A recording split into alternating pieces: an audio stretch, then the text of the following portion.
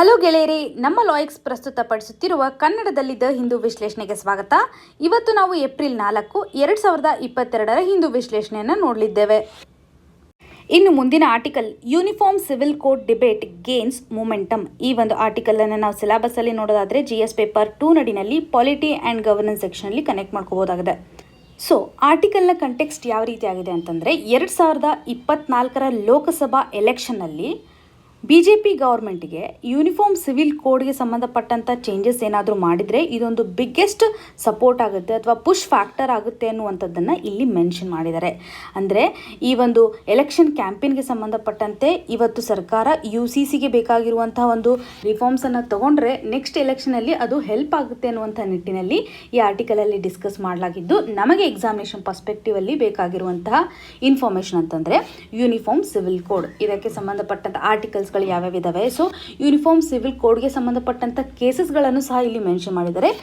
So ಈ ಒಂದು ಆರ್ಟಿಕಲಿಂದ ನೀವು ರಿವೈಸ್ ಮಾಡಬೇಕಾಗಿರುವಂಥದ್ದು ಯೂನಿಫಾರ್ಮ್ ಸಿವಿಲ್ ಕೋಡ್ ಅಂದ್ರೆ ಏನು, ಈ ಒಂದು ಕೋಡ್ಗೆ ಸಂಬಂಧಪಟ್ಟಂತೆ ಇರುವಂತಹ ಕೇಸಸ್ಗಳ ಬಗ್ಗೆ ನೋಡಬೇಕಾಗುತ್ತೆ. ಆರ್ಟಿಕಲಲ್ಲಿರುವಂಥ ಅಪ್ಡೇಷನ್ಸ್ ಯಾವ ರೀತಿಯಾಗಿದೆ ಅಂತಂದರೆ, ಯೂನಿಫಾರ್ಮ್ ಸಿವಿಲ್ ಕೋಡ್ ಅಂತಂದರೆ ಇವತ್ತು ಸರ್ಕಾರ ರಿಲಿಜಿಯಸ್ ಕಮ್ಯುನಿಟೀಸ್ಗೆ ರೀಚ್ ಆಗುವಂತೆ ಕೆಲವೊಂದಿಷ್ಟು ಮ್ಯಾಟರ್ಸಲ್ಲಿ ಕಾಮನ್ ಲಾನ ತರುವಂಥದ್ದು, ಕಾಮನ್ ಲಾನ ಫಾರ್ಮುಲೇಷನ್ ಮಾಡುವಂಥದ್ದು. ಯಾವ್ಯಾವ ಮ್ಯಾಟರ್ಸ್ಗಳಂತಂದರೆ ಮ್ಯಾರೇಜ್ ಇರಬಹುದು, ಡೈವೋರ್ಸು, ಇನ್ಹೆರಿಟೆನ್ಸು ಮತ್ತು ಅಡಾಪ್ಷನ್, ಈ ರೀತಿಯಾದಂಥ ಮ್ಯಾಟರ್ಸ್ಗಳಲ್ಲಿ ಇವತ್ತು ಸರ್ಕಾರ ಸೇಮ್ ಲಾನ ತರುವುದು, ಎಲ್ಲರಿಗೂ ಸೇಮ್ ರೀತಿಯಾದಂಥ ಅಪ್ಲಿಕೇಶನ್ಸ್ ಮಾಡೋದನ್ನು ನಾವು UCC ನಡಿನಲ್ಲಿ ನೋಡ್ತಾ ಇದ್ದೀವಿ.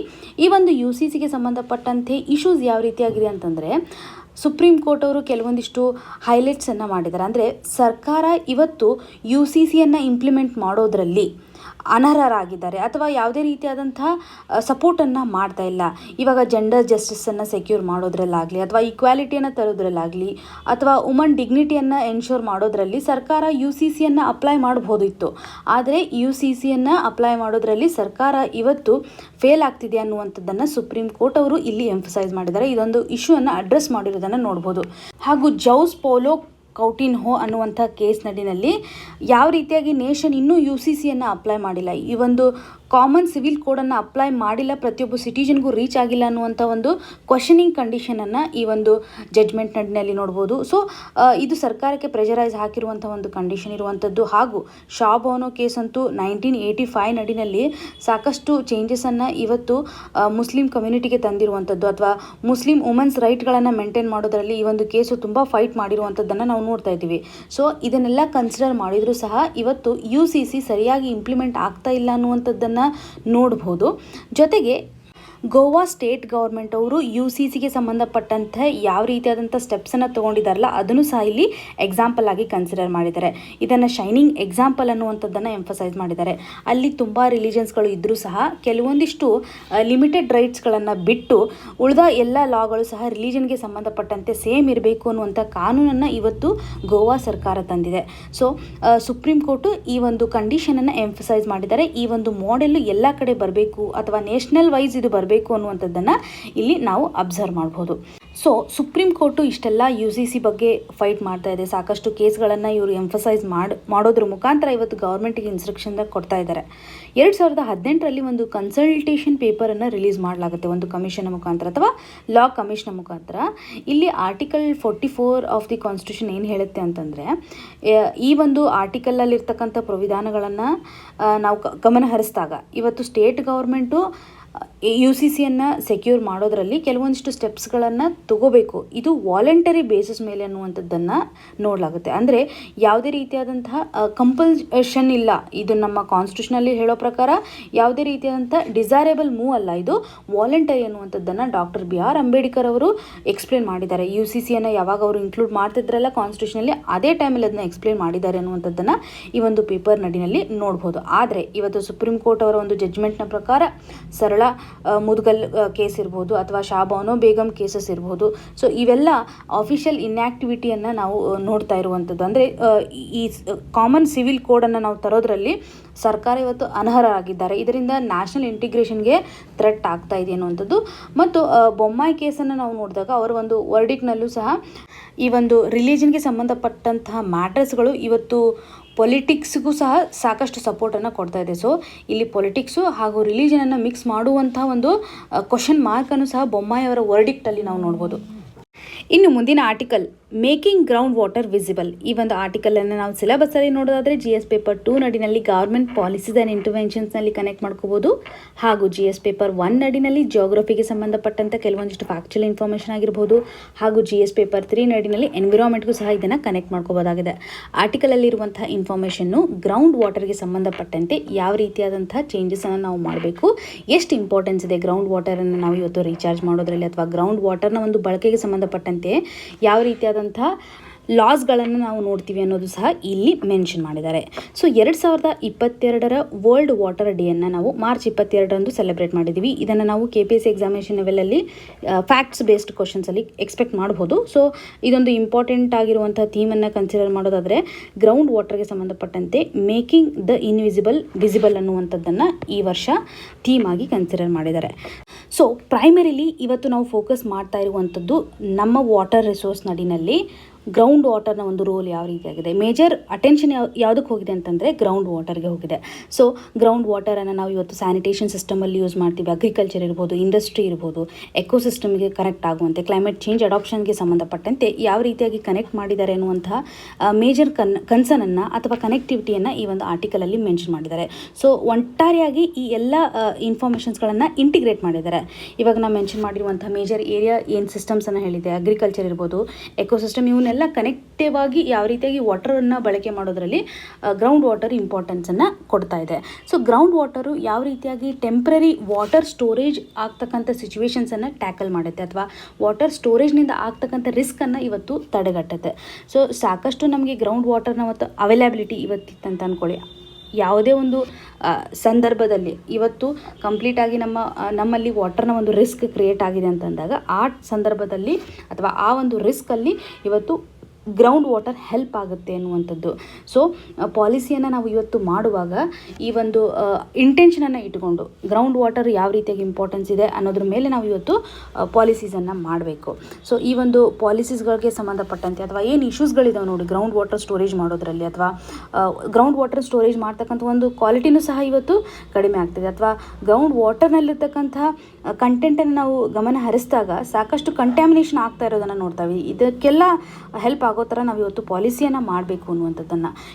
ಹಾಗೂ ಕೆಲವೊಂದಿಷ್ಟು ಫ್ಯಾಕ್ಚುಯಲ್ ಇನ್ಫಾರ್ಮೇಷನನ್ನು ಮೆನ್ಷನ್ ಮಾಡಿರೋ ಪ್ರಕಾರ ಒಂದು ವರ್ಷದಲ್ಲಿ ನಾವು ಎಷ್ಟು ಗ್ರೌಂಡ್ ವಾಟರನ್ನು ಎಕ್ಸ್ಟ್ರಾಕ್ಷನ್ ಮಾಡ್ತೀವಿ, ಅಥವಾ ಆ್ಯನ್ಯುವಲ್ ಬೇಸಿಸ್ ಮೇಲೆ ಗ್ರೌಂಡ್ ವಾಟರ್ ಎಕ್ಸ್ಟ್ರಾಕ್ಷನ್ ಎಷ್ಟಿದೆ ಅಂತಂದರೆ 248.69 ಮಿಲಿಯನ್ ಕ್ಯೂಬಿಕ್ ಮೀಟರ್ಸ್ ಅಷ್ಟು ಅಂತ 2017ರಲ್ಲಿ ಭಾರತದಲ್ಲಿ ಆಗಿರ್ತಕ್ಕಂಥ ಒಂದು ಸರ್ವೇನ ಪ್ರಕಾರ. ಹಾಗೂ ಭಾರತ ಇವತ್ತು ವಾಟರ್ ರಿಸೋರ್ಸನ್ನು ಕನ್ಸ್ಯೂಮ್ ಮಾಡೋದ್ರಲ್ಲಿ ಲಾರ್ಜೆಸ್ಟ್ ಗ್ರೌಂಡ್ ವಾಟರನ್ನು ಕನ್ಸ್ಯೂಮ್ ಮಾಡುತ್ತೆ. ವರ್ಲ್ಡಲ್ಲೇ ಕಂಪೇರ್ ಮಾಡಿದಾಗ ಲಾರ್ಜೆಸ್ಟ್ ಅಂತ ಇನ್ನು ಕನ್ಸಿಡರ್ ಮಾಡ್ತಾರೆ. ಹಾಗೂ ಇವತ್ತು ನಾವು ಗ್ರೌಂಡ್ ವಾಟರನ್ನು ಎಕ್ಸ್ಟ್ರಾಕ್ಷನ್ ಮಾಡ್ತೀವಲ್ಲ, ಅದರಲ್ಲಿ 89% ಮೇಜರಾಗಿ ಹೋಗ್ತಾ ಇರುವಂಥದ್ದು ಇರಿಗೇಷನ್ಗೆ. ರಿಮೈನಿಂಗ್ 9% ಮತ್ತು 2% ನೋಡಿದಾಗ ಡೊಮೆಸ್ಟಿಕ್ಕು ಮತ್ತು ಇಂಡಸ್ಟ್ರಿ ಪರ್ಪಸ್ಗೆ ಯೂಸ್ ಮಾಡ್ತಾರೆ ಅನ್ನುವಂಥದ್ದು. ಇನ್ನು ಸೆಂಟ್ರಲ್ ಗ್ರೌಂಡ್ ವಾಟರ್ ಬೋರ್ಡ್ ಹೇಳುವಂಥ ಪ್ರಕಾರ, ಅಥವಾ ಒಂದು ವರ್ಷದಲ್ಲಿ ನಾವು ಯಾವ ರೀತಿಯಾಗಿ ವಾಟರನ್ನು ಎಕ್ಸ್ಟ್ರಾಕ್ಷನ್ ಮಾಡ್ಕೋತೀವಲ್ಲ, ಅಂದರೆ ಗ್ರೌಂಡ್ ವಾಟರನ್ನು ಯೂಸ್ ಮಾಡ್ತೀವಲ್ಲ, ಇದರ ಒಂದು ರೇಷೋ ಯಾವ ರೀತಿಯಾಗಿ ಇವತ್ತು ಗ್ರೌಂಡ್ ವಾಟರ್ ರಿಚಾರ್ಜ್ ಆಗುತ್ತಲ್ಲ ಅದ್ರ ಬೇಸ್ಡ್ ಮೇಲೆ ನಾವು ಎಕ್ಸ್ಟ್ರಾಕ್ಷನ್ಸನ್ನು ಮಾಡಬೇಕು ಅಥವಾ ಗ್ರೌಂಡ್ ವಾಟರನ್ನು ಯೂಸ್ ಮಾಡಬೇಕು ಅನ್ನುವಂಥದ್ದನ್ನು ಮೆನ್ಷನ್ ಮಾಡಿದ್ದಾರೆ. ಫಾರ್ ಎಕ್ಸಾಂಪಲ್, ಇವಾಗ ನಾವು 100% ಗ್ರೌಂಡ್ ವಾಟರ್ ರಿಚಾರ್ಜ್ ಆಗುವಂತೆ ಅಥವಾ ರಿಪ್ಲೆನಿಷ್ ಆಗುವಂತೆ ಕಾರ್ಯಗಳನ್ನು ಮಾಡ್ತಾ ಇದ್ದೀವಿ, ಅಥವಾ ನ್ಯಾಚುರಲಿ ಇದಾಗ್ತಾ ಇದೆ ಅಂತಂದರೆ 70% ವಾಟರ್ ಮಾತ್ರ ನಾವು ಯೂಸ್ ಮಾಡ್ಕೋಬೇಕು. ಸೊ ಅಂದಾಗ ನಾವು ಯಾವುದೇ ರೀತಿಯಾದಂಥ ತೊಂದರೆಗೆ ಒಳಗಾಗಲ್ಲ. ಸೊ ಲೆವೆಲ್ ಆಫ್ ಎಕ್ಸ್ಟ್ರಾಕ್ಷನ್ ಯಾವ ರೀತಿಯಾಗಿರಬೇಕು ಅನ್ನೋದನ್ನು ಇವತ್ತು ಸೆಂಟ್ರಲ್ ಗ್ರೌಂಡ್ ವಾಟರ್ ಬೋರ್ಡ್ ಅವರು ಮೆನ್ಷನ್ ಮಾಡಿದ್ದಾರೆ. ಈ ಒಂದು ಎಕ್ಸ್ಟ್ರಾಕ್ಷನ್ ರೇಟ್ ಏನಿದೆಯಲ್ಲ 70% ಮಿನಿಮಮ್ ಇರಬೇಕು ಅನ್ನುವಂಥದ್ದು ಸಾಕಷ್ಟು ಸ್ಟೇಟ್ಗಳಲ್ಲಿ ನಾವು ನೋಡಿದಾಗ 63%, 58% ಈ ರೀತಿಯಾಗಿ ಹಲವಾರು ಸ್ಟೇಟ್ಗಳಲ್ಲಿ ಬೇರೆ ಬೇರೆ ರೀತಿಯಾದಂತಹ ವಾಟರನ್ನು ಎಕ್ಸ್ಟ್ರಾಕ್ಷನ್ ಮಾಡ್ಕೊಳ್ಳುವಂಥ ಒಂದು ರೇಷೋ ಇದೆ. ಎಷ್ಟು ಅದು ವಾಟರ್ ಫುಲ್ಫಿಲ್ ಆಗುತ್ತೆ ಅಥವಾ ವಾಟರ್ ರಿಪ್ಲೆನಿಷ್ ಆಗುತ್ತೆ ಅದನ್ನು ಮತ್ತು ಯಾವ ರೀತಿಯಾಗಿ ಎಕ್ಸ್ಟ್ರಾಕ್ಷನನ್ನು ಮಾಡ್ಕೋತಾ ಇದ್ದಾರೆ ಅನ್ನುವಂಥದ್ದನ್ನು ಆ್ಯನ್ಯುವಲ್ ಬೇಸಿಸ್ ಮೇಲೆ ಮಾಡಿರುವಂಥ ರಿಪೋರ್ಟನ್ನು ಸಹ ಈ ಒಂದು ಆರ್ಟಿಕಲಲ್ಲಿ ಎಂಫಸೈಸ್ ಮಾಡಿದ್ದಾರೆ. ಸೊ ನಾವು ಇವತ್ತು ನೀತಿ ಆಯೋಗ ಕೊಟ್ಟಿರುವಂಥ ಒಂದು ರಿಪೋರ್ಟ್ನ ಪ್ರಕಾರ 70% ಎಕ್ಸ್ಟ್ರಾಕ್ಷನ್ ಮಾಡೋದ್ರಿಂದ ನಮ್ಮ ಟಾರ್ಗೆಟ್ ಏನಿದೆಯಲ್ಲ ಅದನ್ನು ನಾವು 2030ರಲ್ಲಿ ರೀಚ್ ಆಗ್ತೀವಿ ಅನ್ನುವಂಥದ್ದು. ಸೊ ಒಂದು ಲಿಮಿಟನ್ನು ಇಟ್ಟಿದ್ದಾರೆ, 70% ಎಕ್ಸ್ಟ್ರಾಕ್ಷನ್ ಆಗಬೇಕು ಗ್ರೌಂಡ್ ವಾಟರ್ ಅಷ್ಟೇ, ಅಂದರೆ ನಮಗೆ ಪ್ರಾಬ್ಲಮ್ ಆಗಲ್ಲ ಫ್ಯೂಚರಲ್ಲಿ ಅನ್ನುವಂಥದ್ದು. ಹಾಗೂ ಗ್ರೌಂಡ್ ವಾಟರಲ್ಲಿ ಇರ್ತಕ್ಕಂತಹ ಎಲಿಮೆಂಟ್ಸ್ನ ಬೇಸ್ ಮೇಲೂ ಆ ಒಂದು ಗ್ರೌಂಡ್ ವಾಟರ್ನ ಕ್ವಾಲಿಟಿಯನ್ನು ಎನ್ಶೋರ್ ಮಾಡಬೇಕು. ಇದಕ್ಕೆ ಬೇಕಾಗಿರುವಂತಹ ಸೇಫ್ಟಿಯನ್ನು ನಾವು ಎಸ್ಟಾಬ್ಲಿಷ್ಮೆಂಟ್ ಮಾಡಬೇಕು ಅನ್ನುವಂಥದ್ದು.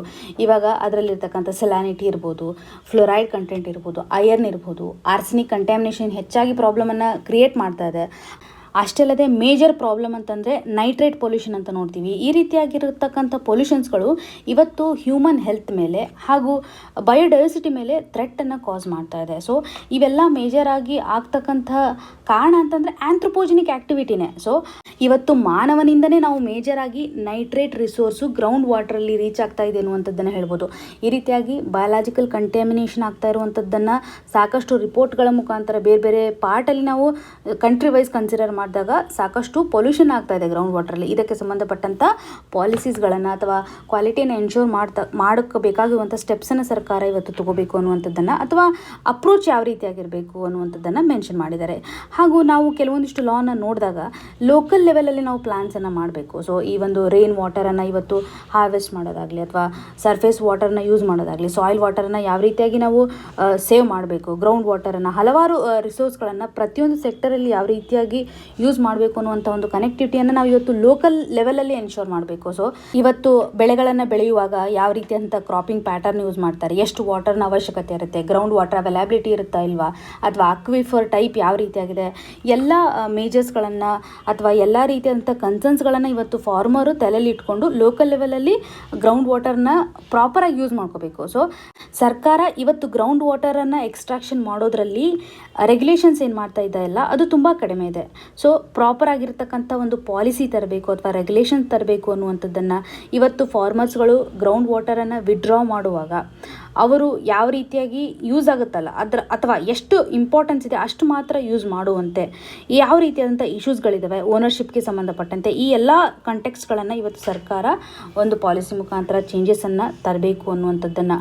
ಸೊ ಒಟ್ಟಾರೆಯಾಗಿ ನೋಡೋದಾದರೆ ಸರ್ಫೇಸ್ ವಾಟರ್ ಹಾಗೂ ಗ್ರೌಂಡ್ ವಾಟರ್ ಸಿಸ್ಟಮ್ಗಳ ಒಂದು ಕನೆಕ್ಟಿವಿಟಿಗೋಸ್ಕರ ಸರ್ಕಾರ ಅಥವಾ ಗವರ್ನೆನ್ಸು ಮತ್ತು ಮ್ಯಾನೇಜ್ಮೆಂಟು ಲೋಕಲ್ ಏರಿಯಾ ಅಪ್ರೋಚನ್ನು ಯೂಸ್ ಮಾಡೋದ್ರ ಮುಖಾಂತರ ಯಾವ ರೀತಿಯಾಗಿ ನಾವು ಎಸ್ಟಿಮೇಟೆಡ್ ಲೆವೆಲಲ್ಲಿ ಗ್ರೌಂಡ್ ವಾಟರನ್ನು ಯುಟಿಲೈಸ್ ಮಾಡ್ಕೋಬಹುದು ಹಾಗೂ ಲಾರ್ಜ್ ಸ್ಕೇಲಲ್ಲಿ ನಾವು ಗ್ರೌಂಡ್ ವಾಟರ್ನ ಒಂದು ಹೆಲ್ಪನ್ನು ತೊಗೋಬೋದು ಅಥವಾ ಅದರಿಂದ ಬೆನಿಫಿಟ್ಸನ್ನು ಪಡ್ಕೋಬಹುದು ಅನ್ನುವಂಥದ್ದನ್ನು. ಇದಕ್ಕೆಲ್ಲ ಮೇಜರ್ ಆಗಿರುವಂತಹ ಕನ್ಸರ್ನ್ ಏನಂತಂದರೆ ಲ್ಯಾಂಡ್ ಯೂಸ್ ಮಾಡುವಾಗ ಅಥವಾ ವಾಟರ್ನ ಯೂಸ್ ಮಾಡುವಾಗ ಕೆಲವೊಂದಿಷ್ಟು ಬೌಂಡರೀಸ್ಗಳನ್ನು ಇಡಬೇಕಾಗುತ್ತೆ. ಹ್ಯೂಮನ್ ಇಂಡ್ಯೂಸ್ಡ್ ಆ್ಯಕ್ಟಿವಿಟೀಸ್ಗಳನ್ನು ನಾವು ಇವತ್ತು ಹಿಡಿತದಲ್ಲಿ ತರಬೇಕಾಗುತ್ತೆ. ಸೊ ವಾಟರ್ ಸಿಸ್ಟಮ್ ನಡಿನಲ್ಲಿ ಹ್ಯೂಮನ್ ಇಂಡ್ಯೂಸ್ಡ್ ಚೇಂಜಸ್ ಏನಿದೆಯಲ್ಲ ಅಥವಾ ಇವಾಗ ಪೊಲ್ಯೂಷನ್ಸನ್ನು ಕ್ರಿಯೇಟ್ ಮಾಡೋದ್ರಲ್ಲಿ ಯಾವ ರೀತಿಯಾಗಿ ತೊಂದರೆಗಳಾಗ್ತಾ ಇದ್ದಾವೆ ಅಥವಾ ಮ್ಯಾಕ್ಸಿಮಮ್ ಲೆವೆಲಲ್ಲಿ ಗ್ರೌಂಡ್ ವಾಟರ್ನ ಎಕ್ಸ್ಟ್ರಾಕ್ಷನ್ ಮಾಡ್ತಾ ಇದ್ದಾವಲ್ಲ ಇದಕ್ಕೆ ಸಂಬಂಧಪಟ್ಟಂತೆ ನಾವು ರೂಲ್ಸ್ ಆ್ಯಂಡ್ ರೆಗ್ಯುಲೇಷನ್ಸನ್ನು ತರಬೇಕು ಅನ್ನುವಂಥದ್ದನ್ನು ಇಲ್ಲಿ ಎಂಫಸೈಸ್ ಮಾಡಿದ್ದಾರೆ. ಎಕ್ಸಾಮಿನೇಷನ್ ಪರ್ಸ್ಪೆಕ್ಟಿವಲ್ಲಿ ನಾವು ನೋಡೋದಾದರೆ ಇದರಲ್ಲಿ ಅಡ್ರೆಸ್ ಮಾಡ್ತಕ್ಕಂಥ ಇಶ್ಯೂಸ್ಗಳು ಮೇನ್ಸ್ ಪರ್ಸ್ಪೆಕ್ಟಿವಲ್ಲಿ ಹೆಲ್ಪ್ ಆಗುತ್ತೆ. ಹಾಗೂ ಪ್ರಿಲಿಮ್ಸ್ ಲೆವೆಲಲ್ಲಿ ನೋಡೋದಾದರೆ ಯಾವ ರೀತಿಯಾಗಿ ಫ್ರೆಶ್ ವಾಟರ್ ರಿಸೋರ್ಸಸ್ಗಳು ನಮ್ಮ ದೇಶದಲ್ಲಿದ್ದಾವೆ, ಮೇಜರಾಗಿ ನಾವು ಯಾವ ಫ್ರೆಶ್ ವಾಟರ್ ರಿಸೋರ್ಸನ್ನು ಯೂಸ್ ಮಾಡ್ತಾ ಇದ್ದೀವಿ, ಆರ್ಡರ್ಗಳೇನಿದೆಯಲ್ಲ ಅದು ನಮಗೆ ಇಂಪಾರ್ಟೆಂಟ್ ಆಗಿ ಬೇಕಾಗುತ್ತೆ. ಹಾಗೂ ಗ್ರೌಂಡ್ ವಾಟರ್ ರಿಚಾರ್ಜ್ ಆಗುವಾಗ ಕೆಲವೊಂದಿಷ್ಟು ಸ್ಟೆಪ್ಸ್ಗಳು ಮತ್ತು ಟರ್ಮ್ಗಳಿದಾವಲ್ಲ ಅದನ್ನು ಸಹ ನೀವು ಇವತ್ತು ಗಮನ ಹರಿಸಬೇಕು. ಜೊತೆಗೆ ನೈಟ್ರೇಟ್ ಪೊಲ್ಯೂಷನು ಸಹ ನಮಗೆ ಎಕ್ಸಾಮಿನೇಷನ್ ಪರ್ಸ್ಪೆಕ್ಟಿವಲ್ಲಿ ಇಂಪಾರ್ಟೆಂಟ್ಲಿ ತಿಳಿದಿರಬೇಕು. ಇನ್ನು ಮುಂದಿನ article a far reaching verdict that ends a regressive exception. ಈ ಒಂದು ಆರ್ಟಿಕಲನ್ನು ನಾವು ಸಿಲೆಬಸಲ್ಲಿ ನೋಡೋದಾದರೆ GS ಪೇಪರ್ 2 ನಡಿನಲ್ಲಿ ಪಾಲಿಟಿ ಆ್ಯಂಡ್ ಗವರ್ನೆನ್ಸ್ ಸೆಕ್ಷನಲ್ಲಿ ಕನ್ಸಿಡರ್ ಮಾಡ್ಬೋದು. ಹಾಗೂ ವುಮನ್ ರಿಲೇಟೆಡ್ ಇಶ್ಯೂಸ್ ಏನಿದೆಯಲ್ಲ ಅದಕ್ಕೆ ಸಂಬಂಧಪಟ್ಟಂತೆ ಇಂಪಾರ್ಟೆಂಟ್ ಜಡ್ಜ್ಮೆಂಟ್ಸ್ ಇರ್ಬೋದು, ಇಂಪಾರ್ಟೆಂಟ್ ವರ್ಡಿಕ್ಟ್ಸ್ಗಳಿರ್ಬೋದು, ಈ ಕೇಸ್ಗಳೇನಿರುತ್ತಲ್ಲ ಅವೆಲ್ಲ ನಮಗೆ ಇಂಪಾರ್ಟೆಂಟ್ ಆಗುತ್ತೆ ಎಕ್ಸಾಮಿನೇಷನ್ ಪರ್ಸ್ಪೆಕ್ಟಿವಲ್ಲಿ. ಈ ಒಂದು ಆರ್ಟಿಕಲಲ್ಲಿ ಮೇಜರ್ ಆಗಿ ಡಿಸ್ಕಸ್ ಮಾಡ್ತಾ ಇರುವಂಥದ್ದು ಮ್ಯಾರಿಟಲ್ ರೇಪ್ಗೆ ಸಂಬಂಧಪಟ್ಟಂತೆ ಯಾವ ರೀತಿಯಾದಂಥ ಕಾನೂನುಗಳಿದ್ದಾವೆ, ಸುಪ್ರೀಂ ಕೋರ್ಟ್ ಯಾವ ರೀತಿಯಾದಂಥ ಜಡ್ಜ್ಮೆಂಟನ್ನು ನೀಡಿದೆ. ಈ ಒಂದು ಆರ್ಟಿಕಲಲ್ಲಿ ಮೇಜರ್ ಆಗಿ ಮೆನ್ಷನ್ ಮಾಡಿರುವಂಥದ್ದು ಇವತ್ತು ಕರ್ನಾಟಕ ಹೈಕೋರ್ಟು ಒಂದು ಕೇಸ್ಗೆ ಸಂಬಂಧಪಟ್ಟಂತೆ ಯಾವ ರೀತಿಯಾದಂಥ ಎಕ್ಸೆಪ್ಷನ್ಸನ್ನು ಹೇಳಿದೆ. ಸೊ ಈ ಒಂದು ಸುಪ್ರೀಂ ಕೋರ್ಟ್ ಕೊಟ್ಟಿರುವಂಥ ಒಂದು ಜಡ್ಜ್ಮೆಂಟಿಗೆ ಇವತ್ತು ಹೈಕೋರ್ಟ್ ಏನಿದೆಯಲ್ಲ ಅಂದರೆ ಕರ್ನಾಟಕ ಹೈಕೋರ್ಟ್ ಇವತ್ತು ಹೇಳಿರುವಂಥ ಚೇಂಜಸ್ ಏನಿರಬೇಕು ಅನ್ನೋದ್ರ ಬಗ್ಗೆ ಈ ಆರ್ಟಿಕಲಲ್ಲಿ ಮೆನ್ಷನ್ ಮಾಡಿದ್ದಾರೆ. ಬೇಸಿಕಲಿ ಈ ಒಂದು ಕೇಸ್ ನೇಮ್ ಏನಿದೆ ಅಂತಂದರೆ Rishikesh Sahu versus state of Karnataka. ಈ ಒಂದು ಕೇಸಲ್ಲಿ ರಿಷಿಕೇಶ್ ಅವರ ವೈಫು ಪಿಟಿಷನನ್ನು ಫೈಲ್ ಮಾಡಿರ್ತಾರೆ, ಸೊ ಅಥವಾ ಕಂಪ್ಲೇಂಟನ್ನು ರೈಸ್ ಮಾಡಿರ್ತಾರೆ, ಅವರ ಮೇಲೆ ಮ್ಯಾರಿಟಲ್ ವೈಲೆನ್ಸನ್ನು ಮಾಡಿದ್ದಾರೆ ಹಾಗೂ ಅವರ ಮಕ್ಕಳ ಮೇಲೆ ಸೆಕ್ಷುವಲ್ ಅಸಾಲ್ಟನ್ನು ಮಾಡಿದ್ದಾರೆ ಅನ್ನುವಂಥದ್ದನ್ನು. ಸೊ ಈ ಒಂದು ಕೇಸ್ ಏನಿದೆಯಲ್ಲ, ಇವತ್ತು ಈ ಪಿಟಿಷನ್ ಇವತ್ತು ಚಾಲೆಂಜ್ ಆಗಿರುವಂಥದ್ದು ಹೈಕೋರ್ಟ್ ನಡಿನಲ್ಲಿ ರೇಪ್ ಚಾರ್ಜಸ್ ಬೇಸ್ ಮೇಲೆ ಅನ್ನುವಂಥದ್ದು ಕ್ಲಿಯರ್ ಆಯ್ತಲ್ಲ. ಈ ಒಂದು ಚಾರ್ಜಸ್ಗೆ ಸಂಬಂಧಪಟ್ಟಂತೆ ಸಾಹು ಅವರು ಯಾವ ರೀತಿಯಾಗಿ ಡಿಫೆಂಡ್ ಮಾಡಿರ್ತಾರೆ ಅಂತಂದರೆ, ಅಥವಾ ಅಪ್ಲಿಕೇಬಲ್ ಆಗಲ್ಲ ಅನ್ನುವಂಥದ್ದನ್ನು ಹೇಳಿರ್ತಾರೆ, ಅಥವಾ ಈ ಒಂದು ಕೇಸ್ಗೆ ಸಂಬಂಧಪಟ್ಟಂತೆ ಅಥವಾ ಪಿಟಿಷನ್ಗೆ ಅಗೇನೆಸ್ಟ್ ಯಾವ ರೀತಿಯಾಗಿ ಜಸ್ಟಿಫೈ ಮಾಡಿರ್ತಾರೆ ಅಂತಂದರೆ, IPCನಲ್ಲಿ 375ನೇ ಸೆಕ್ಷನ್ ನಡಿನಲ್ಲಿ ಕೆಲವೊಂದಿಷ್ಟು ಪ್ರವಿಧಾನಗಳಿದ್ದಾವೆ. ಈ ಒಂದು ಸೆಕ್ಷನ್ ನಡಿನಲ್ಲಿ ಇವತ್ತು ಮ್ಯಾರಿಟಲ್ ರೇಪ್ ಅಂತ ಕನ್ಸಿಡರ್ ಮಾಡುವಾಗ 15 ವರ್ಷ ಲಿಮಿಟನ್ನು ಕೊಡಲಾಗಿದೆ. ಅಂದರೆ 15 ವರ್ಷ ಮೇಲೇನಾದರೂ ಸೆಕ್ಷುವಲ್ ಆ್ಯಕ್ಟ್ ಇತ್ತಂತಂದರೆ ಅದನ್ನು ರೇಪ್ ಅಂತ ಕನ್ಸಿಡರ್ ಮಾಡುವಂತಿಲ್ಲ. ಆದರೆ 15 ವರ್ಷದ ಒಳಗಡೆ ಏನಾದರೂ ಇದ್ದಾಗ ಸೆಕ್ಷುವಲ್ ಆ್ಯಕ್ಟ್ ಅಂತ ಇದ್ದಾಗ ಅದನ್ನು ರೇಪ್ ಅಂತ ಕನ್ಸಿಡರ್ ಮಾಡಲಾಗುತ್ತೆ ಅನ್ನುವಂಥದ್ದು ಈ ಒಂದು ಸೆಕ್ಷನ್ ಅಡಿನಲ್ಲಿ ನಾವು ನೋಡ್ತಾ ಇದ್ದೀವಿ. ಇದನ್ನು ಅವರು ಇಟ್ಕೊಂಡು ಫೈಟ್ ಮಾಡ್ತಾ ಇದ್ದಾರೆ ಅನ್ನುವಂಥದ್ದು. ಸೊ ಇವಾಗ ಹೈಕೋರ್ಟ್ ಯಾವ ರೀತಿಯಾದಂತಹ ಸ್ಟೇಟ್ಮೆಂಟ್ಸನ್ನು ಕೊಡ್ತಾ ಇದೆ, ಕರ್ನಾಟಕ ಹೈಕೋರ್ಟ್ ಎಸ್ಪೆಷಲಿ. ಸೊ ಇವರೇನು ಹೇಳ್ತಾ ಇದ್ದಾರೆ ಅಂತಂದರೆ, ಇವಾಗ ನಾವೇನು ಹಸ್ಬೆಂಡ್ಗೆ ಎಕ್ಸಂಪ್ಷನ್ಸನ್ನು ಕೊಡ್ತಾ ಇದ್ದೀವಲ್ಲ ಸೆಕ್ಷುವಲ್ ಅಸಾಲ್ಟ್ಗೆ ಸಂಬಂಧಪಟ್ಟಂತೆ, ಇದು ಯಾವ ರೀತಿಯಾಗಿ ವುಮನ್ ರೈಟ್ಸನ್ನು ಡಿಸ್ಟ್ರಾಯ್ ಮಾಡ್ತಾ ಇದೆ. ನಮ್ಮ ಸಂವಿಧಾನದಲ್ಲಿ ಇವತ್ತು ಇಕ್ವಾಲಿಟಿಗೆ ಸಂಬಂಧಪಟ್ಟಂತೆ ಸಾಕಷ್ಟು ಪ್ರವಿಧಾನಗಳನ್ನು ನೋಡ್ತೀವಿ. ಇಕ್ವಾಲಿಟಿ ಅನ್ನುವಂಥದ್ದು ಇವತ್ತು ಕಾನ್ಸ್ಟಿಟ್ಯೂಷನಲ್ ಒಂದು ಸೋಲ್ ಅಂತ ಕನ್ಸಿಡರ್ ಮಾಡ್ತಾ ಇದ್ದೀವಿ. ಸೊ ಕಾನ್ಸ್ಟಿಟ್ಯೂಷನಲ್ಲಿ ರಿಕಗ್ನೈಸ್ ಮಾಡಿರೋ ಪ್ರಕಾರ ಇವತ್ತು ಈಕ್ವಲ್ ಸ್ಟೇಟಸನ್ನು ವುಮನ್ಗೆ ಕೊಡ್ತಾ ಇದ್ದೀವಿ. ಆದರೆ IPCನಲ್ಲಿರ್ತಕ್ಕಂಥ ಮ್ಯಾರಿಟಲ್ ರೇಪ್ಗೆ ಸಂಬಂಧಪಟ್ಟಂತೆ ಎಕ್ಸಂಪ್ಷನ್ ಏನಿದೆಯಲ್ಲ, ಇವತ್ತು ವುಮನ್ನನ್ನು ಹಸ್ಬೆಂಡ್ನ ಒಂದು ಸಬಾರ್ಡಿನೇಟ್ ಇರೋ ಥರ ಟ್ರೀಟ್ ಮಾಡುವಂಥ ಒಂದು ರಿಫ್ಲೆಕ್ಷನನ್ನು ಕೊಡ್ತಾ ಇದೆ ಅನ್ನುವಂಥದ್ದು. ಹಾಗೂ ಕಾನ್ಸ್ಟಿಟ್ಯೂಷನಲ್ಲಿ ಇವತ್ತು ಮ್ಯಾರೇಜ್ ಅನ್ನುವಂಥದ್ದು ಈಕ್ವಲ್ಸ್ಗಳ ಒಂದು ಅಸೋಸಿಯೇಷನ್ ಆಗಿ ಕನ್ಸಿಡರ್ ಮಾಡುವಂಥದ್ದು. ಸೊ ಇಲ್ಲಿ ಯಾವುದೇ ರೀತಿಯಾಗಿ ವುಮನ್ನು ಮೆನ್ಗೆ ಸಬಾರ್ಡಿನೇಷನ್ಸ್ ಆ ರೀತಿಯಾದಂಥ ಪ್ರವಿಧಾನಗಳಿಲ್ಲ. ಸೊ ನಮ್ಮ ಸಂವಿಧಾನದಲ್ಲಿ ಇವತ್ತು ಜೆಂಡರ್ ಡಿಸ್ಕ್ರಿಮಿನೇಷನ್ ಮಾಡದೆ ಪ್ರತಿಯೊಬ್ಬರಿಗೂ ಸಿಗ್ತಕ್ಕಂಥ ಮೂಲಭೂತ ಹಕ್ಕುಗಳಲ್ಲಿ ಯಾವ್ಯಾವ ಇಂಪಾರ್ಟೆಂಟ್ ಆರ್ಟಿಕಲ್ಸನ್ನು ನೋಡ್ತೀವಿ. ಆರ್ಟಿಕಲ್ 14, 15 ಇರ್ಬೋದು, 19 ಇರ್ಬೋದು, 21 ಇರ್ಬೋದು. ಈ ರೀತಿಯಾಗಿ ಪ್ರತಿಯೊಬ್ಬ ವ್ಯಕ್ತಿಗೂ ಡಿಗ್ನಿಫೈಡ್ ಆಗಿ ಪರ್ಸ್ನಲ್ ಲಿಬರ್ಟಿಯನ್ನು ಕೊಡೋದ್ರ ಮುಖಾಂತರ ಬಾಡಿಲಿ ಇಂಟಿಗ್ರಿಟಿ ಇರ್ಬೋದು, ಹಾಗೂ ಸೆಕ್ಷುವಲ್ ಅಟಾನಮಿ ಇರ್ಬೋದು, ರೈಟ್ ಆಫ್ ರಿಪ್ರೊಡಕ್ಟಿವ್ ಚಾಯ್ಸಸ್, ಈ ರೀತಿಯಾಗಿ ಸಾಕಷ್ಟು ಪ್ರೈವೇಸಿಯನ್ನು ಕೊಡ್ತಾ ಇದ್ದೀವಿ. ಫ್ರೀಡಮ್ ಆಫ್ ಸ್ಪೀಚ್ ಆ್ಯಂಡ್ ಎಕ್ಸ್ಪ್ರೆಷನ್ಸನ್ನು ಹಲವಾರು ಬಾರಿ ಕಾನ್ಸ್ಟಿಟ್ಯೂಷನಲ್ಲಿ ಎಂಫಸೈಸ್ ಮಾಡಿರೋದನ್ನು ನಾವು ನೋಡ್ತಾ ಇದ್ದೀವಿ. ಇಂಥ ಒಂದು ಸಂದರ್ಭದಲ್ಲಿ ಇವತ್ತು ನಾವು IPC ಸೆಕ್ಷನ್ ಅಡಿನಲ್ಲಿ ಎಕ್ಸಂಪ್ಷನ್ ಮಾಡುವಂಥದ್ದು ಇವತ್ತು ವುಮನ್ ರೈಟನ್ನು ವಯೋಲೇಟ್ ಮಾಡ್ತಾ ಇದೆ ಅನ್ನುವಂಥದ್ದನ್ನು ಇಲ್ಲಿ ಎಂಫಸೈಸ್ ಮಾಡಿದ್ದಾರೆ. ಸೊ ಈ ಒಂದು ಆರ್ಟಿಕಲ್ ನಡಿನಲ್ಲಿ ಹೇಳೋ ಪ್ರಕಾರ man is men, an act is an act, rape is a rape ಅನ್ನುವಂಥ ಒಂದು ಪ್ರೋ ಆ್ಯಕ್ಟಿವ್ ವರ್ಡ್ಸ್ಗಳನ್ನು ಸಹ ಇಲ್ಲಿ ಮೆನ್ಷನ್ ಮಾಡಿದ್ದಾರೆ.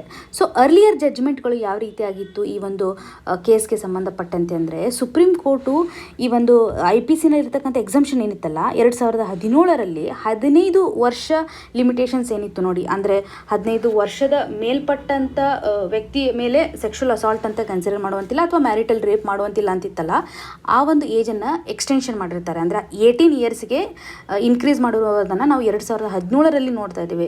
ಸೊ ಇವಾಗ ಕೋರ್ಟು ಈ ಒಂದು ವರ್ಡಿಕ್ಟ್ಗೆ ಸಂಬಂಧಪಟ್ಟಂತೆ ನಾವು ಯಾವುದೇ ರೀತಿಯಾಗಿ ಡಿಸ್ಕ್ರಿಮಿನೇಷನನ್ನು ಮಾಡುವಂಥದ್ದು ತಪ್ಪು ಅಂತ ಇವತ್ತು ಸ್ಟ್ರಾಂಗ್ ಆಗಿ ಕರ್ನಾಟಕ ಹೈಕೋರ್ಟು ಎಂಫಸೈಸ್ ಮಾಡಿರೋದನ್ನು ನಾವಿಲ್ಲಿ ನೋಡ್ತಾ ಇದ್ದೀವಿ. ಸೊ ಇವತ್ತು ಹೈಕೋರ್ಟು ಮೇಜರಾಗಿ ಎಂಫಸೈಸ್ ಮಾಡಿರುವುದಂತಂದರೆ ಗರ್ಲನ್ನು ಇವತ್ತು ಕಮೋಡಿಟಿಯಾಗಿ ಟ್ರೀಟ್ ಮಾಡುವಂತಿಲ್ಲ. ಇವತ್ತು ರೈಟ್ಸ್ಗೆ ಸಂಬಂಧಪಟ್ಟಂತೆ ಅಥವಾ ಹ್ಯೂಮನ್ ರೈಟ್ಸ್ಗೆ ಸಂಬಂಧಪಟ್ಟಂತೆ ನಾವು ಮಾತಾಡುವಾಗ ಇವತ್ತು ಗರ್ಲ್ ಚೈಲ್ಡ್ ಇರ್ಬೋದು ಅಥವಾ ಇವತ್ತು ಮ್ಯಾರಿಡ್ ವುಮನ್ ಇರ್ಬೋದು, ಒಂದೇ ರೀತಿಯಾದಂಥ ರೈಟ್ಸನ್ನು ನಾವು ಅವರಿಗೆ ಪ್ರೊವೈಡ್ ಮಾಡಬೇಕು. ಸೊ ಈಕ್ವಲಿ ಅವರು ರೈಟ್ಸನ್ನು ಪಡೆದುಕೊಳ್ಳುವುದರಲ್ಲಿ ಅರ್ಹರು ಅನ್ನೋದನ್ನು ಎಂಫಸೈಸ್ ಮಾಡಿದ್ದಾರೆ. ಸೊ ಇವತ್ತು ಕರ್ನಾಟಕ ಹೈಕೋರ್ಟ್ ತೆಗೆದುಕೊಂಡಿರುವಂತಹ ಒಂದು ಸ್ಟೆಪ್ಪು ಸೆಕ್ಷನ್ 375ನಲ್ಲಿ ಇರ್ತಕ್ಕಂಥ ಒಂದು ರಿಗ್ರೆಸಿವ್ ಎಕ್ಸೆಪ್ಷನನ್ನು ಎಂಡ್ ಮಾಡೋದರಲ್ಲಿ ಸ್ಟೆಪ್ಪನ್ನು ತಗೊಂಡಿದೆ. ಇವತ್ತು ಯಾವುದೇ ರೀತಿಯಾಗಿ ವುಮನ್ನು ಹಸ್ಬೆಂಡ್ನ ಒಂದು ಸಬಾರ್ಡಿನೇಟ್ ಆಗಿ ಇರುವಂತಿಲ್ಲ. ಇದು ಕಾನ್ಸ್ಟಿಟ್ಯೂಷನಲ್ಲಿ ಗ್ಯಾರಂಟಿ ಮಾಡಿರ್ತಕ್ಕಂಥ ಇಕ್ವಾಲಿಟಿಗೆ ಅಗೇನ್ಸ್ಟ್ ಆಗಿದೆ ಅನ್ನುವಂಥದ್ದನ್ನು ಅಥವಾ ವಿರುದ್ಧವಾಗಿದೆ ಅನ್ನುವಂಥದ್ದನ್ನು ಇಲ್ಲಿ ಒಟ್ಟಾರೆಯಾಗಿ ಹೇಳಿದ್ದಾರೆ. ಎಕ್ಸಾಮಿನೇಷನ್ ಪರ್ಸ್ಪೆಕ್ಟಿವಲ್ಲಿ ನಮಗೆ ಬೇಕಾಗಿರುವಂಥ ಇಂಪಾರ್ಟೆಂಟ್ ಥಿಂಗ್ಸ್ ಅಂತಂದರೆ ವುಮೆನ್ಸ್ಗೆ ಸಂಬಂಧಪಟ್ಟಂಥ ಇಶ್ಯೂ ಇರೋದ್ರಿಂದ ಇದನ್ನು ಮೇನ್ಸ್ ಪರ್ಸ್ಪೆಕ್ಟಿವಲ್ಲಿ ಯಾವ ರೀತಿಯಾದಂಥ ಚಾಲೆಂಜಸ್ ಇದೆ, ಸೊ ನಮ್ಮ ಸಂವಿಧಾನಾತ್ಮಕವಾಗಿ ಇರ್ಬೋದು ಅಥವಾ ಕಾನೂನಾತ್ಮಕವಾಗಿ ಯಾವ ರೀತಿಯಂಥ ಪ್ರವಿಧಾನಗಳಿದ್ದಾವೆ, ಸರ್ಕಾರ ಯಾವ ರೀತಿಯಾದಂಥ ಸ್ಟೆಪ್ಸನ್ನು ತಗೊಂಡಿದೆ ಅನ್ನೋದ್ರ ಬಗ್ಗೆ ಹೇಳ್ಬೋದು, ಮತ್ತು ಕೆಲವೊಂದಿಷ್ಟು ಕೆಲವೊಂದಿಷ್ಟು ಲೂಪ್ ಹೋಲ್ಸ್ಗಳನ್ನು ನಾವು ಎಂಫಸೈಸ್ ಮಾಡುವಾಗ ಕಾನೂನುಗಳು ಯಾವ ರೀತಿಯಾಗಿ ಇವತ್ತು ಈಕ್ವಾಲಿಟಿಯನ್ನು ಎನ್ಶೂರ್ ಮಾಡ್ತಿಲ್ಲ ಅನ್ನುವಂಥ ಪಾಯಿಂಟ್ಸ್ಗಳನ್ನು ನಾವು ಕೊಡ್ತಾ ಇರ್ತೀವಲ್ಲ, ಅಥವಾ ಕ್ರಿಟಿಕಲಿ ಅನಲೈಸ್ ಮಾಡ್ತಿರುವಾಗ ಈ ರೀತಿಯಾದಂಥ ಜಡ್ಜ್ಮೆಂಟ್ಗಳನ್ನು ನಾವು ತೊಗೋಬೋದು. ಸೊ ಆವಾಗ ನಮಗೆ ನಮ್ಮ ಒಂದು ಆನ್ಸರ್ ಏನಿರುತ್ತಲ್ಲ ಕಂಪ್ಲೀಟಾಗಿ ನೆಗೆಟಿವ್ ಫಾರ್ಮಲ್ಲಿ ಬರುವುದಿಲ್ಲ. ಆ ರೀತಿಯಾಗಿ ನಾವು ಈ ಒಂದು ಆರ್ಟಿಕಲಲ್ಲಿರ್ತಕ್ಕಂಥ ಪಾಯಿಂಟ್ಸ್ಗಳನ್ನು ನಮ್ಮ ಆನ್ಸರಲ್ಲಿ ಯೂಸ್ ಮಾಡ್ಕೋಬೋದಾಗಿದೆ. ಹಾಗೂ ಪ್ರಿಲಿಮ್ಸ್ ಪರ್ಸ್ಪೆಕ್ಟಿವಲ್ಲಿ ನಾವು ಕನ್ಸಿಡರ್ ಮಾಡೋದಾದರೆ ಫಂಡಮೆಂಟಲ್ ರೈಟ್ಸಲ್ಲಿರ್ತಕ್ಕಂಥ ಎಲ್ಲ ಆರ್ಟಿಕಲ್ಸ್ಗಳನ್ನು ಇವತ್ತು ನೀವು ಒಂದು ಸರ್ತಿ ರಿವಿಷನ್ ಮಾಡಬೇಕು. ಇನ್ನು ಮುಂದಿನ article for a full repeal. ಈ ಒಂದು ಆರ್ಟಿಕಲನ್ನು ನಾವು ಸಿಲೆಬಸ್ಸಲ್ಲಿ ನೋಡೋದಾದರೆ GS ಪೇಪರ್ 2 ನಡಿನಲ್ಲಿ ಗವರ್ಮೆಂಟ್ ಪಾಲಿಸೀಸ್ ಆ್ಯಂಡ್ ಇಂಟರ್ವೆನ್ಷನ್ ಹಾಗೂ GS ಪೇಪರ್ 3 ನಡಿನಲ್ಲಿ ಇಂಟರ್ನಲ್ ಸೆಕ್ಯೂರಿಟಿಗೆ ಸಂಬಂಧಪಟ್ಟಂತೆ ಕನೆಕ್ಟ್ ಮಾಡ್ಕೋಬೋದು. ಈ ಒಂದು ಆರ್ಟಿಕಲಲ್ಲಿ ನಮಗೆ ಅಗೇನ್ ಆಫ್ಸ್ಪಾ ಆ್ಯಕ್ಟ್ಗೆ ಸಂಬಂಧಪಟ್ಟಂತೆ ಇನ್ಫಾರ್ಮೇಷನನ್ನು ಮೆನ್ಷನ್ ಮಾಡಿದ್ದಾರೆ. ನಾವು ಇವಾಗಲೇ ನೋಡಿದ್ದೀವಿ ಆಫ್ಸ್ಪಾ ಆ್ಯಕ್ಟ್ಗೆ ರಿಲೇಟೆಡ್ ಇರುವಂಥ ಅಪ್ಡೇಷನ್ಸನ್ನು ಯಾವ ರೀತಿಯಾದಂಥ ಚೇಂಜಸನ್ನು ಮಾಡಿದ್ದಾರೆ. ಇದರಲ್ಲಿ ಫ್ಯೂ ಪಾಯಿಂಟ್ಸ್ಗಳನ್ನು ಕನ್ಸಿಡರ್ ಮಾಡೋದಾದರೆ ಎಡಿಷ್ನಲ್ ಆಗಿ ಜಮ್ಮು ಕಾಶ್ಮೀರದಲ್ಲಿ ಯಾವ ರೀತಿಯಾಗಿ ಡಿಸ್ಟರ್ಬ್ ಏರಿಯಾಗಳನ್ನು ಕಂಟ್ರೋಲ್ ಮಾಡ್ತಾರೆ ಅಂತ ಒಂದು ಎಡಿಷ್ನಲ್ ಪಾಯಿಂಟ್ ನಮಗೆ ಸಿಕ್ಕತ್ತೆ. ಸೊ ಆರ್ಮ್ಡ್ ಫೋರ್ಸ್ ಆ್ಯಕ್ಟ್ 1958 ನಡಿನಲ್ಲಿ ಸರ್ಕಾರ ಇವತ್ತು ಕೆಲವೊಂದಿಷ್ಟು ಡಿಸ್ಟರ್ಬ್ ಏರಿಯಾಗಳಲ್ಲಿ ಕಂಟ್ರೋಲನ್ನು ತರೋದಕ್ಕೋಸ್ಕರ ಆ್ಯಕ್ಟನ್ನು ಜಾರಿಗೊಳಿಸ್ತಾರೆ. ಆಫ್ಸ್ಪಾ ಆ್ಯಕ್ಟ್ ಕೆಲವೊಂದಿಷ್ಟು ಏರಿಯಾದಲ್ಲಿ ಅಥವಾ ಡಿಸ್ಟರ್ಬ್ ಏರಿಯಾನಲ್ಲಿ ಬರುತ್ತೆ ಅಂತಂದರೆ ಸರ್ಕಾರ ಆ ಒಂದು ಜಾಗದಲ್ಲಿ ಆಗ್ತಕ್ಕಂಥ ಗಲಭೆಗಳನ್ನು ಕಂಟ್ರೋಲಿಗೆ ತರೋದಕ್ಕೋಸ್ಕರ ಆ್ಯಕ್ಟನ್ನು ಜಾರಿಗೆ ತರಲಾಗುತ್ತೆ ಅನ್ನುವಂಥದ್ದು. ಈ ಒಂದು ಆ್ಯಕ್ಟ್ ನಡಿನಲ್ಲಿ ಯಾವ್ಯಾವ ಸ್ಟೇಟ್ಸ್ಗಳು ಬರ್ತವೆ, ನಾಗಾಲ್ಯಾಂಡ್, ಅಸ್ಸಾಂ, ಮಣಿಪುರ, ಕೆಲವೊಂದಿಷ್ಟು ಅರುಣಾಚಲ್ ಪಾರ್ಟ್ಸ್ಗಳಿರ್ಬೋದು, ಮತ್ತು ಮೇಘಾಲಯದಲ್ಲಿ ಏಪ್ರಿಲ್ 1, 2008 ಅದನ್ನು ರಿವೋಕ್ ಮಾಡಿರೋದನ್ನು ನೋಡ್ತಾ ಇದ್ವಿ. ಮೊದಲು ಮೇಘಾಲಯದಲ್ಲೂ ಇತ್ತು, ಆದರೆ 2018 ಏಪ್ರಿಲ್ 1ರಲ್ಲಿ ಅದನ್ನು ತೆಗೆದು ಹಾಕಲಾಗಿದೆ ಅನ್ನುವಂಥದ್ದು. ಜಮ್ಮು ಕಾಶ್ಮೀರದಲ್ಲಿ ಇರ್ತಕ್ಕಂಥ ಡಿಸ್ಟರ್ಬ್ ಏರಿಯಾಗಳನ್ನು ಕಂಟ್ರೋಲ್ ಮಾಡೋದಕ್ಕೋಸ್ಕರ ಸಪರೇಟ್ ಆಗಿರುವಂಥ ಆ್ಯಕ್ಟ್ ಮಾಡಿದ್ದಾರೆ. ಈ ಒಂದು ಆ್ಯಕ್ಟ್ನ ಇಯರ್ ಸಪರೇಟ್ ಇದೆ, 1990 ಅಂತ ಈ ಒಂದು ಆ್ಯಕ್ಟ್ ನಡಿನಲ್ಲಿ ನೋಡ್ತಾ ಇದ್ವಿ. ಈ ಆ್ಯಕ್ಟಲ್ಲಿ ಇವತ್ತು ಗವರ್ನರ್ ಅಥವಾ ಅಡ್ಮಿನಿಸ್ಟ್ರೇಟರು ಪರ್ಟಿಕ್ಯುಲರ್ ಏರಿಯಾನನ್ನು ಡಿಸ್ಟರ್ಬ್ ಏರಿಯಾ ಅಂತ ಡಿಕ್ಲೇರ್ ಮಾಡ್ಬೋದಾಗಿದೆ. ಸೊ ರೀಸೆಂಟಾಗಿ ನಾವು ನೋಡಿದ್ವಿ, ಹೋಮ್ ಮಿನಿಸ್ಟರ್ ಏನು ಮಾಡಿದರು, ಕೆಲವೊಂದಿಷ್ಟು ಏರಿಯಾದಲ್ಲಿ ಡಿಸ್ಟರ್ಬ್ ಏರಿಯಾ ಅಂತ ಏನಿತ್ತಲ್ಲ ನಾರ್ತ್ ಈಸ್ಟರ್ನ್ ಸ್ಟೇಟಲ್ಲಿ ಲಿಮಿಟ್ ಮಾಡಿದರು. ಅಂದರೆ ಕಂಪ್ಲೀಟಾಗಿ ಇದನ್ನು ತೆಗೆದು ಹಾಕಿಲ್ಲ, ಬಟ್ ಕೆಲವೊಂದಿಷ್ಟು ಏರಿಯಾಗಳಲ್ಲಿ ಮಾತ್ರ ಸೀಮಿತ ಮಾಡಿರೋದನ್ನು ನಾವು ನೋಡಿದ್ವಿ. ಇಲ್ಲಿ ಹ್ಯೂಮನ್ ರೈಟ್ಸ್ ಆರ್ಗನೈಸೇಷನ್ಸ್ ಯಾವ ರೀತಿಯಾದಂಥ ರೆಸ್ಪಾನ್ಸನ್ನು ಕೊಟ್ಟಿರೋದನ್ನು ಮೆನ್ಷನ್ ಮಾಡಿದ್ದಾರೆ. So section of civil society ಮತ್ತು ಕಮಿಟೀಸ್ಗಳು ಹೇಳೋ ಪ್ರಕಾರ ಅಥವಾ ಕೆಲವೊಂದಿಷ್ಟು ಕಮಿಟಿಯನ್ನು ಫ್ರೇಮ್ ಮಾಡಲಾಗಿತ್ತು. ಅದರಲ್ಲಿ ಸುಪ್ರೀಂ ಕೋರ್ಟ್ ಜಡ್ಜ್ ಆಗಿರ್ತಕ್ಕಂಥ ಜೀವನ್ ರೆಡ್ಡಿ ಇರ್ಬೋದು, ಅವರೆಲ್ಲ ಸೇರಿಬಿಟ್ಟು ಯಾವ ರೀತಿಯಾಗಿ ಈ ಒಂದು ಲಾನ ರಿಪೀಲ್ ಮಾಡಬೇಕು ಅಂತ 2005ರಲ್ಲಿ ಎಂಫಸೈಸ್ ಮಾಡಿರೋದನ್ನು ಹೇಳಿದ್ದಾರೆ. ಅಂದರೆ ಈ ಒಂದು ಕಮಿಟಿಯ ಒಂದು ರೆಕಮೆಂಡೇಷನ್ನ ಪ್ರಕಾರ ಈ ಒಂದು ಆ್ಯಕ್ಟನ್ನು ನಾವು ನಾರ್ತ್ ಈಸ್ಟರ್ನ್ ಏರಿಯಾದಲ್ಲಿ ನಾವು ಮಾಡ್ತಾ ಇದೀವಲ್ಲ, ಇದರಿಂದ ಅಲ್ಲಿ ನಾವು ಸಾಕಷ್ಟು ರಿಸ್ಟ್ರಿಕ್ಷನ್ಸನ್ನು ಹಾಕ್ತಾ ಇದ್ದೀವಿ. ಈ ಒಂದು ಟ್ರೀಟ್ಮೆಂಟನ್ನು ಕೊಡೋದ್ರ ಬದಲಾಗಿ ಅಥವಾ ಡಿಸ್ಟರ್ಬ್ಡ್ ಏರಿಯಾನ ಕಂಟ್ರೋಲ್ ಮಾಡೋದ್ರ ಬದಲಾಗಿ ನಾವು ಅನ್ಲಾಫುಲ್ ಆ್ಯಕ್ಟಿವಿಟೀಸ್ ಆ್ಯಕ್ಟ್ ಅಂತ ಏನು ಕರಿತೀವಲ್ಲ ಅದನ್ನು ಯೂಸ್ ಮಾಡ್ಕೋಬೋದು. ಇದರಿಂದ ಅಲ್ಲಿ ಆಗಿರ್ತಕ್ಕಂಥ ಡಿಸ್ಟರ್ಬೆನ್ಸನ್ನು ಕಡಿಮೆ ಮಾಡ್ಬೋದು, ಅಲ್ಲಿರ್ತಕ್ಕಂಥ ಟೆರರಿಸಮನ್ನು ಇವತ್ತು ನಾವು ಟ್ಯಾಕಲ್ ಮಾಡ್ಬೋದಾಗಿದೆ. ಸೊ ಅಮೆಂಡ್ಮೆಂಟ್ನ ಒಂದು ಅವಶ್ಯಕತೆ ಇದೆ. ನಾವು ಆಫ್ಸ್ಪಾ ಆ್ಯಕ್ಟನ್ನು ತೆಗೆದು ಹಾಕಿ ಇವತ್ತು ಅನ್ಲಾಫುಲ್ ಆ್ಯಕ್ಟಿವಿಟೀಸ್ ಆ್ಯಕ್ಟನ್ನು ನಾವು ಜಾರಿಗೆ ತರಬೇಕು ಅನ್ನುವಂಥದ್ದನ್ನು 2005ರಲ್ಲಿ ಜೀವನ್ ರೆಡ್ಡಿ ಅವರು ಮುಂದಾಳತ್ವವನ್ನು ವಹಿಸಿರತಕ್ಕಂತಹ ಕಮಿಟಿನಲ್ಲಿ ಈ ಒಂದು ರೆಕಮೆಂಡೇಷನನ್ನು ನೀಡಿತ್ತು.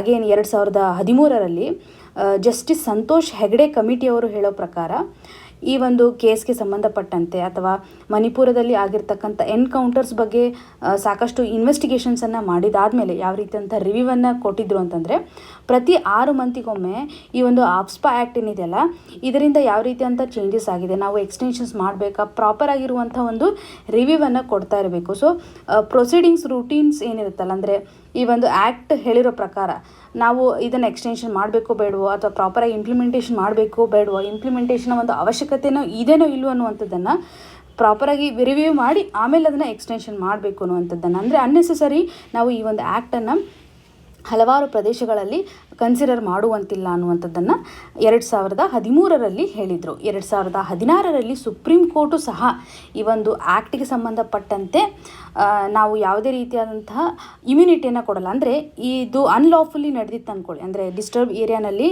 ಈ ಒಂದು ಆ್ಯಕ್ಟ್ನಲ್ಲಿರ್ತಕ್ಕಂಥ ಪ್ರೊವಿಷನ್ಸ್ಗಳನ್ನು ಜಾರಿಗೆ ತರೋದ್ರಲ್ಲಿ ಇವತ್ತು ಆರ್ಮ್ಡ್ ಫೋರ್ಸಸ್ಗಳು ತಪ್ಪನ್ನು ಮಾಡಿದರೆ ಅವರನ್ನು ಇನ್ವೆಸ್ಟಿಗೇಷನ್ಸ್ಗೆ ಇವತ್ತು ಪಡಿಸ್ಬೇಕು. ಅಂದರೆ ಅವರಿಗೆ ಯಾವುದೇ ರೀತಿಯಾದಂತಹ ಇಮ್ಯೂನ್ ಸಿಸ್ಟಮ್ ಇಲ್ಲ, ಅಂದರೆ ಅವರು ಎಕ್ಸಂಪ್ಷನ್ಸನ್ನು ಪಡೆಯುವಂತಿಲ್ಲ. ಅವ್ರು ಇವತ್ತು ತಪ್ಪು ಮಾಡಿದ್ದಾರೆ ಅಂತಂದರೆ ಈ ಒಂದು ಪ್ರಾಪರಾಗಿರ್ತಕ್ಕಂತಹ ಡ್ಯೂಟೀಸ್ಗಳನ್ನು ಡಿಸ್ಚಾರ್ಜ್ ಮಾಡೋದ್ರಲ್ಲಿ ಅದು ತಪ್ಪಂತಲೇ ಕನ್ಸಿಡರ್ ಮಾಡಬೇಕು ಅಂತ ಸುಪ್ರೀಂ ಕೋರ್ಟು 2016ರಲ್ಲಿ ರೂಲ್ ಮಾಡಿತ್ತು ಅನ್ನುವಂಥದ್ದು. ಸೊ ಆಫ್ಸ್ಪಾ ಆ್ಯಕ್ಟ್ಗೆ ಸಂಬಂಧಪಟ್ಟಂತೆ ಸುಪ್ರೀಂ ಕೋರ್ಟು ಕೊಟ್ಟಿರುವಂತಹ ವರ್ಡಿಕ್ಟ್ಸ್ಗಳನ್ನು ಈ ಒಂದು ಆರ್ಟಿಕಲಲ್ಲಿ ಎಂಫಸೈಸ್ ಮಾಡಿದ್ದಾರೆ. 2-3 ವರ್ಡಿಕ್ಸ್ಗಳು ನಾವೇನು ಇವಾಗ ಡಿಸ್ಕಸ್ ಮಾಡಿದ್ವಲ್ಲ, ಯಾವ ರೀತಿಯಾಗಿ ಚೇಂಜಸನ್ನು ತರಬೇಕು ಅನ್ನುವಂಥದ್ದು, ಹಾಗೂ ಜಮ್ಮು ಕಾಶ್ಮೀರದಲ್ಲಿ ನಮಗೆ ಸಪ್ರೇಟ್ ಆ್ಯಕ್ಟ್ ಇದೆ ಅನ್ನೋದ್ರ ಬಗ್ಗೆ ಕ್ಲಿಯರಾಗಿ ಗೊತ್ತಿರಬೇಕು.